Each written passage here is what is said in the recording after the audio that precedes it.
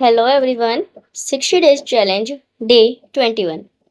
आज हमारा पहला सब्जेक्ट रहने वाला है हिंदी। चलिए देखते हैं हिंदी में हमें क्या पढ़ना है।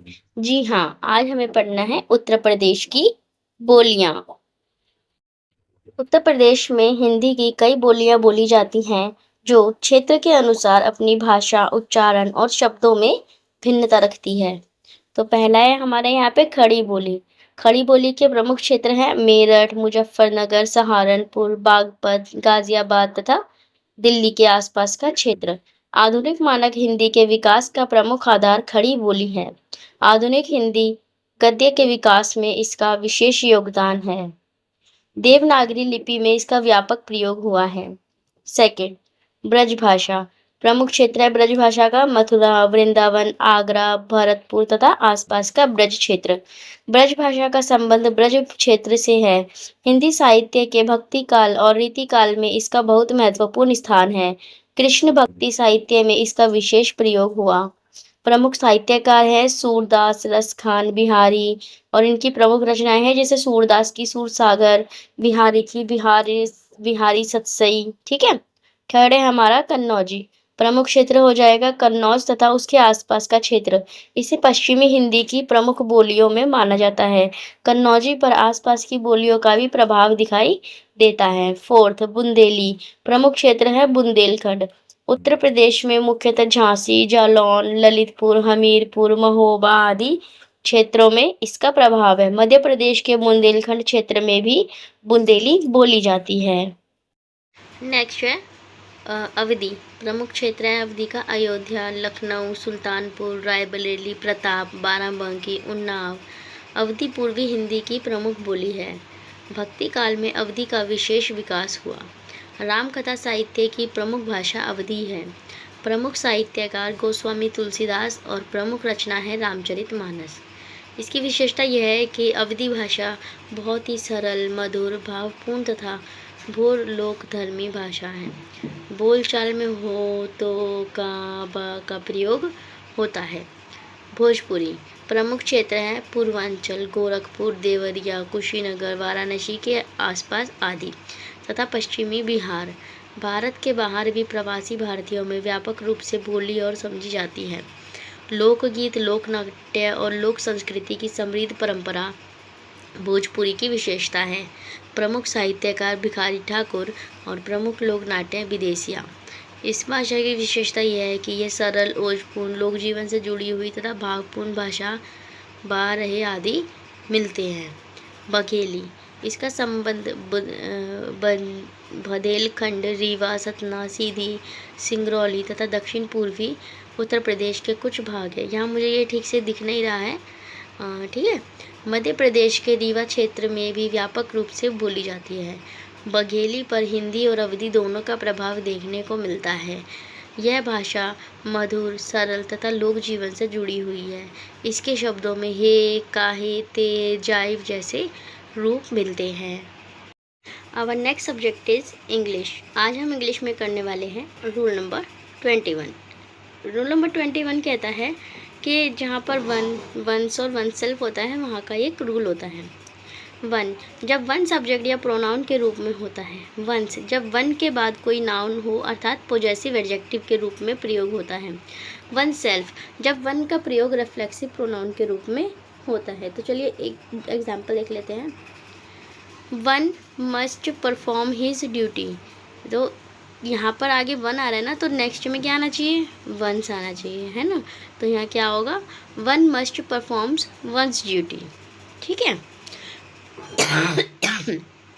Sorry. Second, one must keep himself safe in the wildness. तो इसमें क्या आएगा? वह यहाँ पे आगे वन आ रहा है तो बाद में भी क्या आएगा? वन सेल्फ आएगा। ठीक है, ये हमको याद रखना है। देखो नीचे एक छोटा सा लिखा गया है, वन प्लस नाउन, तो वहाँ पे क्या आएगा? वंस। और अगर वन प्लस रिफ्लेक्सिव है तो वन सेल्फ आएगा। वन के साथ हिज या हिम स्वयं नहीं प्रयोग करें बल्कि वंस और वन सेल्फ का यूज होगा। Here are some MCQs, so pause the video and do answer in comment section. Our next subject is maths. Maths में कल हम रेशियो एंड प्रोपोर्शन देख रहे थे, आज हम उससे रिलेटेड कुछ क्वेश्चन देखते हैं। क्वेश्चन नंबर 1, दो संख्याओं का अनुपात 3:5 है और उनका योग 64 है, तो बड़ी संख्या क्या होगी? इसका एक्सप्लेनेशन देखिए। हमें इनका टोटल दे रखा है ना, इनका योग 64 इन रेशियो का, तो हम इन रेशियो को भी प्लस करेंगे और जो 8 आएगा, मान लो 3:5 है तो 3:5 को प्लस करेंगे तो आ जाएगा हमारा 8। तो हमें पहले इसका एक पार्ट निकालना पड़ेगा। तो 64 को डिवाइड करना है किससे? 8 से। तो हमारा एक पार्ट क्या आ गया? 8। अब जो ये 8 आया है इसको हम इन्हें जो संख्या अनुपात में दी गई है उनसे मल्टीप्लाई करना है। अब हमसे यहाँ पर पूछा है बड़ी वाली संख्या, तो बड़ी वाली संख्या कैसे निकलेगी? कौन सी है बड़ी वाली संख्या? यस, 3 और 5 में से 5 बड़ा है, तो 5 को हम 8 से मल्टीप्लाई करेंगे तो हमारा आंसर क्या आ जाएगा? 40। 5 8 जा 40। क्वेश्चन नंबर 2, 720 रुपए को 5:7 के अनुपात में बांटा गया, छोटे हिस्से की राशि कितनी होगी? अब हमको इस 720 को माफ करना, 720 को बांटना है किसमें? 5:7 में। तो 5:7 का कुल भाग कितना हो गया? 12। एक भाग निकालने के लिए 720 को 12 से भाग करेंगे 60। अब हमसे क्या पूछा है? छोटे हिस्से की राशि। तो 5:7 में छोटा क्या है? 5। तो 5 को 7 से गुणा करेंगे और हमारा आंसर आ जाएगा 300। क्वेश्चन नंबर 3, यदि A अनुपात B बराबर 4:7 है और B अनुपात C 14:15 है तो ABC क्या होगा? ठीक है, तो चलिए देख लेते हैं क्या होगा। ए अनुपात बी बराबर 4:7 को 2 से गुणा करेंगे ताकि जो ये हमारा बी है ना, हमको इसको इक्वल करना है ना। बी को अगर इक्वल कर लेंगे तो हमको इतनी दिक्कत नहीं होगी। 2 से गुणा करेंगे तो हमारा बी 14 हो जाएगा। तो बी अनुपात सी क्या है हमारा? 14:15। और ए अनुपात सी कितना हो गया? 8:14। तो ए बी सी कितना निकल गया? 8:14:15। क्वेश्चन नंबर 4, यदि 6:9 बराबर में x अनुपात 24 है तो x का मान क्या होगा? ठीक है, तो यहाँ पर x का मान हमसे पूछा गया है, देख लेते क्या होगा। इसको हमको उस फॉर्मेट में लिखना है a upon B is equal to C upon D में, है ना। इसको फिर क्रॉस मल्टीप्लीकेशन करके सॉल्व कर लेंगे। 9x is equal to 6 multiply 24 is equal to क्या आ जाएगा हमारा? 144 अपॉन में 9। इसको सॉल्व करेंगे तो ये हमारा 16 आ जाएगा। ठीक है, क्वेश्चन नंबर 5, एक कक्षा में लड़कों और लड़कियों का अनुपात 3:2 है। यदि कुल विद्यार्थियों की संख्या 40 है तो लड़कियों की संख्या कितनी होगी? ये वैसा ही क्वेश्चन है जैसे ने फर्स्ट सॉल्व करा था ना, वैसा कि 3:2 का पहले जोड़ लेंगे 5 आएगा, 5 को फिर 40 से निकालेंगे, कितना भाग आ गया हमारा? 8 आ गया। अब हमसे पूछा है लड़कियों का अनुपात कितना है? 2। 2 को 8 से गुणा करेंगे तो हमारे पास क्या आएगा? 16। ठीक है, क्वेश्चन नंबर 6, यदि x is to y is equal to 5:8 है और y is to z is equal to 4:z है तो x is to y is to z क्या होगा? अब यहाँ देखो x इज टू वाई में y कितना दे रखा है? 8 और y इज टू जेड में कितना दे रखा है? 4। तो हम इसमें जो छोटी संख्या होगी उसको बड़ी संख्या बनाने की कोशिश करेंगे ताकि दोनों इक्वल हो सके। तो यहाँ पर y इज टू जेड को हमको 2 से मल्टीप्लाई करना पड़ेगा। तो ये हमारा क्या रेशियो बन जाएगा? 8:14। तो यहाँ आकर हमारा x is to y is to z क्या निकलता है? 5:8:14। ठीक है, क्वेश्चन नंबर 7, दो संख्याओं का अनुपात 7:9 है। यदि दोनों को जोड़ने पर अनुपात 3:4 हो जाता है तो छोटी संख्या क्या होगी? चलिए ठीक है, मान लेते हैं 7x और 9x है। ठीक है, तो 7x में कितना जोड़ा है? 5 और 9x में भी कितना जोड़ा है? 5। उसके बाद संख्या क्या होगी? यस, 3:4। यहाँ पर हम इसको क्रॉस मल्टीप्लिकेशन करके सॉल्व कर लेंगे। 4 bracket 7x plus 5 is equal to 3 bracket 9x plus 5। Solve करने पे आ जाएगा हमारा 28x plus 20 and 27x plus 15। इसको जब हम सॉल्व करेंगे तो हमारा x कितना आ जाएगा? यस, -5। 20 उधर जाएगा तो वो माइनस हो जाएगा। यहाँ पर से 28 में 27x माइनस होगा तो ये 1x रह जाएगा। तो हमारा आंसर क्या हो गया? -5। ठीक है, क्वेश्चन नंबर 8, 12 पेन की कीमत 180 है तो 20 पेन की कितनी होगी? कमेंट में ये बताना है कि ये डायरेक्ट प्रोपोर्शन है कि इनवर्स प्रोपोर्शन है। ठीक है, एक पेन की कीमत निकाल लेंगे पहले हम। 180 को 12 से भाग देंगे तो कितनी आ गई? 15। अब 20 पेन की कीमत निकालने के लिए 20 को किससे गुणा करेंगे? 15 से। तो हमारा आंसर क्या जाएगा? 300। क्वेश्चन नंबर 9, यदि 4:5 इज इक्वल टू 20:x है तो x का मान बताइए। इसमें हमको क्या करना है? यस, इसमें भी a upon B is equal to C upon D. Cross multiplication देखेंगे 4x इज इक्वल टू 100, तो x की वैल्यू कितनी आ जाएगी? यस 25। क्वेश्चन नंबर 10, एक राशि को a और b में 7:5 में बांटा गया। यदि a को 840 रुपये मिले तो कुल राशि कितनी होगी?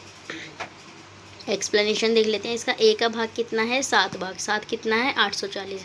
यदि 7 840 है तो इसका एक भाग कितना निकलेगा? एक यूनिट कितनी निकलेगी? यस, इसे डिवाइड करेंगे तो 120। अब टोटल यूनिट निकालने के लिए क्या करना है? 7 + 5 को ऐड करेंगे और उसको क्या आएगा? 12। अब 12 को किससे डिवाइड करना है हमें? ये जो 1 यूनिट का आंसर आया था ना हमारा 120, उसको उससे मल्टीप्लाई करेंगे 12 यूनिट्स को, तो हमारा आंसर आ जाएगा 1440। So our next subject is history. History में हम पढ़ रहे थे 1857 की क्रांति के बारे में पढ़ेंगे। इससे पहले हम लोग भारत के वायसराय, गवर्नर जनरल, इनके बारे में पढ़ चुके हैं। 1857 की क्रांति क्या थी? 1857 का विद्रोह ब्रिटिश ईस्ट इंडिया कंपनी के शासन के विरुद्ध भारत में हुआ एक बड़ा सशस्त्र विद्रोह था। इसे कई इतिहासकार भारत का प्रथम स्वतंत्रता संग्राम भी कहते हैं। क्रांति के कुछ प्रमुख कारण थे। पहला, राजनीतिक कारण। लॉर्ड डलहौजी की हड़प नीति से अनेक भारतीय राज्य अंग्रेजी शासन में मिला लिए गए। सतारा, झांसी और नागपुर जैसे राज्यों को हड़प नीति के अंतर्गत अंग्रेज़ों ने अपने अधिकार में लिया। अवध का 1856 में अंग्रेज़ों द्वारा विलय भी असंतोष का बड़ा कारण बना। इन्होंने ये क्या हड़प नीति क्या है? इन्होंने ये कह दिया था कि तुमको कोई पुत्र नहीं है और तुम गोद लिए हुए पुत्र को भी अपना राजा नहीं बना सकते, तो बताओ कोई करे क्या, है ना। और सेकंड है आर्थिक कारण। किसानों पर भारी लगान लगाया गया। भारतीय हस्तशिल्प और कुटीर उद्योग को नुकसान हुआ। भारतीय कारीगरों और व्यापारियों की आर्थिक स्थिति खराब हुई। थर्ड, सामाजिक कारण। भारतीयों में यह भय बढ़ गया कि अंग्रेज़ उनकी धार्मिक और सामाजिक परंपराओं में हस्तक्षेप कर रहे हैं। ईसाई मिशनरियों की गतिविधियों को लेकर भी संदेह हुआ। फोर्थ, सैनिक कारण। भारतीय सैनिकों को अंग्रेजी सैनिकों की तुलना में कम वेतन और कम सुविधाएं मिलती थी। उच्च सैन्य पदों पर भारतीयों की नियुक्ति सीमित थी। भारतीय सैनिकों में असंतोष लगातार बढ़ रहा था। और एक मेजर इम्पोर्टेंट तत्कालिक कारण क्या था? चर्बी वाले कारतूस। नई एनफील्ड राइफल के कारतूसों को दांत से काटना पड़ता था। यह अफवाह फैली कि कारतूसों में गाय और सूअर की चर्बी का प्रयोग किया गया है। इससे हिंदू और मुसलमान दोनों सैनिकों की धार्मिक भावनाएं आहत हुई और विद्रोह की स्थिति पैदा हुई। और यह अफवाह नहीं थी, ये सच था। उसमें वाकई में गाय और सूअर की चर्बी थी। 1857 की क्रांति की शुरुआत 10 मई 1857 को मेरठ में भारतीय सैनिकों ने विद्रोह से की। इसके बाद विद्रोही सैनिक दिल्ली पहुंचे और बहादुर शाह जफर को भारत का सम्राट घोषित कर अपना प्रतीकात्मक नेता बनाया। अब आप ये सोच रहे होगे कि भारतीयों ने इस मुग़ल को क्यों बनाया? क्योंकि नॉर्मल सी बात सोचो ना, जो मुग़ल थे वो कहीं इंडिया से बाहर नहीं जा रहे थे, वो यहीं रह रहे थे, यहीं व्यापार कर रहे थे और यहीं की जनता के लिए काम कर रहे थे। पर ये अंग्रेज़ क्या कर रहे थे? यहाँ से पैसा कमा कमा कर कहाँ भेज रहे थे? ब्रिटेन भेज रहे थे। या ये तो यहाँ पर सिर्फ काम करने आते थे ना, 4 साल के लिए, 3 साल के लिए, या जिसका जितना उनको कार्यकाल या टेन्योर मिलता था वो उतना काम करते थे और चले जाते थे। वो भारत का पैसा यहाँ से ले लेके जाते थे। इन्हीं लोगों ने हमारे भारत को सोने जैसी चिड़िया कहे जाने वाले भारत को देखो आज क्या कर दिया है। और आज भी हमारा भारत सोने की ही चिड़िया है, बस जो कुछ लोग हैं, कुछ भ्रष्टाचारी हैं, उन्हीं की वजह से आज हमें ऐसी स्थिति का सामना करना पड़ रहा है कि भारत विकसित देशों की गिनती में नहीं आ पा रहा। ये एक बहुत मुश्किल टास्क होता जा रहा है इंडिया के लिए। प्रमुख केंद्र, नेता एवं परिणाम। प्रमुख केंद्र और नेता दिल्ली से कौन थे? बहादुर शाह जफर। विद्रोहियों ने उन्हें अपना नेता और मुगल सम्राट घोषित किया। कानपुर, नाना साहेब। उन्होंने कानपुर में विद्रोह का नेतृत्व किया। उनके सहयोगी तात्या टोपे भी प्रमुख योद्धा थे। झांसी, रानी लक्ष्मीबाई। उन्होंने अंग्रेज़ों के विरुद्ध वीरतापूर्वक संघर्ष किया। बाद में वे ग्वालियर की ओर युद्ध करते हुए वीरगति को प्राप्त हुए। लखनऊ, बेगम हजरत महल। उन्होंने अवध के विद्रोह का नेतृत्व किया और अपने पुत्र विजय कद्र को अवध का शासक घोषित किया। बिहार, कुंवर सिंह। जगदीशपुर के प्रसिद्ध जमींदार और योद्धा कुंवर सिंह ने बिहार में विद्रोह का नेतृत्व किया। बरेली, खान बहादुर खान। उन्होंने बरेली क्षेत्र में विद्रोह का नेतृत्व किया। इसमें क्या था? कि कुछ ऐसे भी थे जिन्होंने इनका साथ नहीं दिया था स्वतंत्रता संग्राम में। अब उनके अपने पर्सनल रीजंस हो सकते हैं कि भाई वो अपने आप को बचाना चाहते हैं या वो खुद को इंडिया का हिस्सा नहीं समझते हैं। अब आप कुछ भी कह सकते हैं, है ना। पर यहाँ पर एक विशेष भूमिका निभाई थी जाटों ने। उन्होंने इस युद्ध में, इस स्वतंत्रता संग्राम में अपना काफ़ी योगदान दिया। अब ये आपको पता है कि ये सफल नहीं हो पाया। अगर सफल हो पाता तो हम 1947 की जगह 1857 में ही आज़ाद हो चुके होते। एक अंग्रेज़ ने तो ये तक कहा था कि सिंधिया लोग अगर इनकी मदद कर देते तो अंग्रेज़ भारत में नहीं टिक पाते। झांसी की रानी से हो सकता है कोई दिक्कत थी या कुछ था। उन्होंने वहाँ पर भी, सिंधिया में भी राजा नहीं था, उनके भी एक एडॉप्टेड पुत्र को उन्होंने क्या मान लिया था, राजा मान लिया था, मतलब शासक मान लिया था वहाँ का। और यही बात झांसी रानी लक्ष्मीबाई जी के लिए नहीं थी। उनके पुत्र को उनका वो नहीं, शासक नहीं माना गया था, है ना। उनकी मृत्यु पहले हो गई थी। तो ये थोड़े थे कॉन्फ्लिक्ट्स थे। अब क्या कर सकते हैं, उस समय की स्थिति थी, उस स्थिति जो थी उस अकॉर्डिंग उन सब ने अपनी अपनी समझ से काम करा। इस विद्रोह में रानी लक्ष्मीबाई की मृत्यु हो गई थी और इसके 2 दिन बाद ही युद्ध समाप्त हो गया था। अब देख लेते हैं ये असफल क्यों हुई। विद्रोह पूरे भारत में एक साथ नहीं फैला क्योंकि एक डेट फिक्स नहीं थी ना कि हाँ इस दिन हमें इकट्ठा होना है, यहाँ पर आना है। नहीं, थोड़े बहुत वो लोग इकट्ठे होते थे, फिर अंग्रेज़ दबा देते थे, थोड़े इकट्ठे होते थे, फिर उनको दबा दिया जाता था। अगर सब एक हो जाते तो आज हमारा भारत इतने सालों से नहीं परेशान हो रहे होते हम लोग। विद्रोही के बीच एकीकृत नेतृत्व और स्पष्ट योजना का अभाव था। कई भारतीय शासकों और शक्तियों ने अंग्रेज़ों का साथ दिया, जैसा कि मैंने आपको भी बताया। अंग्रेज़ों के पास बेहतर सैन्य संगठन और आधुनिक हथियार थे। अब उनके पास गन थी। ये हमारे भारतीय चलते थे भाई डंडा लेके, डंडा ले लिया, जो भी उनको मिल गया वो ले लिया। अब एक गोली चलती थी, सब इधर उधर हो जाते थे, जैसे आज भी होता है। आज भी अगर ये जो बच्चे आंदोलन कर रहे हैं, इतना सब होता है, कितना उन पर अत्याचार होता है। आंसू गैस के गोले छोड़े जाते हैं, पानी का टैंक यूज़ किया जाता है बच्चों पर बहुत सारी चीज़ें होती हैं। और अंग्रेज़ों के पास बेहतर सैन्य संगठन और आधुनिक हथियार थे। विद्रोह मुख्यतः उत्तर और मध्यम भारत के कुछ क्षेत्रों तक ही सीमित रहा। मतलब तो इसका यही हुआ ना कि उन्होंने भारत को भारत समझा ही नहीं। वो भारत में अपना ही एक राज्य ढूंढने में लगे हुए थे।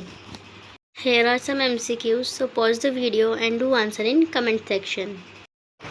Our next subject is CDP, Child Development and Pedagogy. आज हम इसमें पढ़ने वाले हैं BF स्किनर का क्रिया प्रसूत अनुबंधन सिद्धांत। इसकी कुछ सिद्धांत एवं प्रमुख अवधारणाएं जान लेते हैं। क्रिया प्रसूत, ऑपरेंट कंडीशनिंग। अमेरिकी मनोवैज्ञानिक BF स्किनर ने क्रिया प्रसूत अनुबंधन का सिद्धांत दिया। इस सिद्धांत के अनुसार व्यवहार उसके परिणामों से प्रभावित होता है। जिस व्यवहार के बाद सुखद परिणाम मिलता है उसके दोहराए जाने की संभावना बढ़ जाती है। सेकेंड, पुनर्बलन, रीइंफोर्समेंट। आपको कहीं भी रीइंफोर्समेंट दिखेगा वहाँ पर आपका आंसर स्किनर होगा। ये एक छोटी सी टिप थी मेरी तरफ से। पुनर्बलन ऐसी प्रक्रिया है जिससे किसी के व्यवहार में दोहराए जाने की संभावना बढ़ती है। जैसे सकारात्मक, 2 तरह के पुनर्बलन हो गए, सकारात्मक और नकारात्मक। वांछित व्यवहार के बाद सुखद वस्तु या अनुभव देना, जैसे अच्छे अंक आने पर शिक्षक द्वारा प्रशंसा। वांछित व्यवहार होने पर अप्रिय परिस्थिति हटा देना। उदाहरण, समय पर कार्य पूरा करने पर अतिरिक्त गृह कार्य हटा देना। ये हो गया, ठीक है। और इसकी कुछ ये हम BF स्किनर के बारे में जान लेते हैं। ये कौन थे? इनका जन्म 20 मार्च 1904 को हुआ और इनकी मृत्यु 18 अगस्त 1990 को हुई। यह अमेरिकी है और यह प्रमुख किस लिए है? ये व्यवहारवाद के प्रमुख मनोवैज्ञानिक हैं। इनकी कुछ महत्वपूर्ण बातें हैं। नेगेटिव रीइंफोर्समेंट का अर्थ दंड नहीं है, यह भी व्यवहार को बढ़ाता है। स्किनर का सिद्धांत सीखने और व्यवहार में परिवर्तन की व्याख्या करता है। दंड, पनिशमेंट। दंड का उद्देश्य अवांछित व्यवहार की संभावना को कम करना है। अब हम जान लेते हैं स्किनर के एक बॉक्स के बारे में। स्किनर ने प्राणियों के व्यवहार का अध्ययन करने के लिए स्किनर बॉक्स का प्रयोग किया। इससे यह सही प्रतिक्रिया के बाद भोजन जैसे पुनर्बलन से उस व्यवहार को दोहराए जाने की संभावना बढ़ती थी। अब इसके कुछ शैक्षणिक महत्व भी है, आइए जानते हैं। पहला, अच्छे व्यवहार को पुरस्कार, प्रशंसा और प्रोत्साहन देकर मजबूत किया जा सकता है। सेकंड, सीखने में तत्परता, प्रतिपुष्टि देने पर सीखना अधिक प्रभावी होता है। मतलब इमीडिएट फीडबैक, ये नहीं कि बच्चे ने आज काम करा है आप कल उसको शाबाशी दे रहे हो, ऐसे नहीं करना। थर्ड, सीखने की सामग्री को छोटे छोटे चरणों में प्रस्तुत करना और प्रत्येक सही उत्तर पर पुनर्बलन देना चाहिए। फोर्थ, कार्यक्रियात्मक शिक्षण, प्रोग्राम्ड लर्निंग और शिक्षक मशीनों के विकास में इस सिद्धांत का बड़ा योगदान है। मतलब टीचिंग मेथड से कह सकते हैं हम। फिफ्थ, यह सिद्धांत अनुशासन, निर्माण, आदतों के विकास और व्यक्तित्व विकास में सहायक है। सिक्स्थ, कक्षा में सकारात्मक वातावरण बनाकर विद्यार्थियों को सक्रिय और जिम्मेदार बनाया जा सकता है। नेक्स्ट देख लेते हैं, शैक्षिक अनुप्रयोग। शिक्षक विद्यार्थियों को सही व्यवहार पर लगातार पुनर्बलन दे। कक्षा में अच्छे उत्तर, समय पर कार्य, सहयोगी व्यवहार आदि पर प्रशंसा करें। अवांछित व्यवहार पर दंड की बजाय वैकल्पिक सकारात्मक उपाय अपनाएं। पुनर्बलन तत्काल और सार्थक होना चाहिए। प्रत्येक विद्यार्थी की व्यक्तिगत भिन्नताओं को ध्यान में रखते हुए पुनर्बलन दें। Here are some MCQs, so pause the video and do answer in comment section. Our next subject is static GK. आज हम स्टैटिक जीके में पढ़ने वाले हैं भारत के राज्य और केंद्र शासित प्रदेश। वर्तमान में भारत में 28 राज्य हैं। उनके राज्य और राजधानी देख लेते हैं। आंध्र प्रदेश अमरावती, अरुणाचल प्रदेश ईटानगर, असम दिसपुर, बिहार पटना, छत्तीसगढ़ रायपुर, गोवा पणजी, गुजरात गांधीनगर, हरियाणा चंडीगढ़, हिमाचल प्रदेश शिमला, झारखंड रांची, कर्नाटक बेंगलुरु, केरल तिरुवनंतपुरम, मध्य प्रदेश भोपाल, महाराष्ट्र मुंबई, मणिपुर इम्फाल, मेघालय शिलोंग, मिज़ोरम आइजॉल, नागालैंड कोहिमा, ओडिशा भुवनेश्वर, पंजाब चंडीगढ़, राजस्थान जयपुर, सिक्किम गंगटोक, तमिलनाडु चेन्नई, तेलंगाना हैदराबाद, त्रिपुरा अगरतला, उत्तर प्रदेश लखनऊ, उत्तराखंड देहरादून, पश्चिम बंगाल कोलकाता। अब भारत में केंद्र शासित प्रदेश कितने हैं? जी हाँ, यूनियन टेरिटरीज है 8। अंडमान और निकोबार द्वीप समूह, इसकी राजधानी है पोर्ट ब्लेयर। चंडीगढ़ की चंडीगढ़, दादरा और नगर हवेली, दमन और दीव की दमन, दिल्ली की नई दिल्ली, जम्मू और कश्मीर श्रीनगर गर्मियों में और जम्मू सर्दियों में, लद्दाख लेह, लक्षद्वीप कवरत्ती, पुडुचेरी की पुदुचेरी। क्षेत्रफल में सबसे बड़ा राज्य कौन सा है? राजस्थान। जनसंख्या में सबसे बड़ा उत्तर प्रदेश। क्षेत्रफल में सबसे छोटा गोवा। भारत का सबसे नया राज्य तेलंगाना, जो अभी 2014 में जिसको बनाया गया है। सबसे बड़ा केंद्र शासित प्रदेश क्षेत्रफल से लद्दाख। सबसे छोटा केंद्र शासित प्रदेश लक्षद्वीप। एक से अधिक राज्यों की राजधानी कौन सी है? अच्छा, चंडीगढ़ है। किसकी है? पंजाब और हरियाणा की। 2 राजधानी वाला यूनियन टेरिटरी जम्मू और कश्मीर। दादरा एवं नगर हवेली तथा दमन एंड दीव का विलय 2020 में हुआ। 28 स्टेट्स प्लस 8 यूटीज भारत का वर्तमान प्रशासनिक विभाजन है। If you like this video तो वीडियो को लाइक और शेयर करना ना भूलें और चैनल को सब्सक्राइब अवश्य करें। इस वीडियो के सभी नोट्स और PDF आपको मेरे टेलीग्राम चैनल पर मिल जाएंगे, जिसका नाम है टीचिंग करियर 777। और इसी तरह पढ़ते रहिए, बढ़ते रहिए, एक दिन कामयाबी ज़रूर मिलेगी। हर हर महादेव।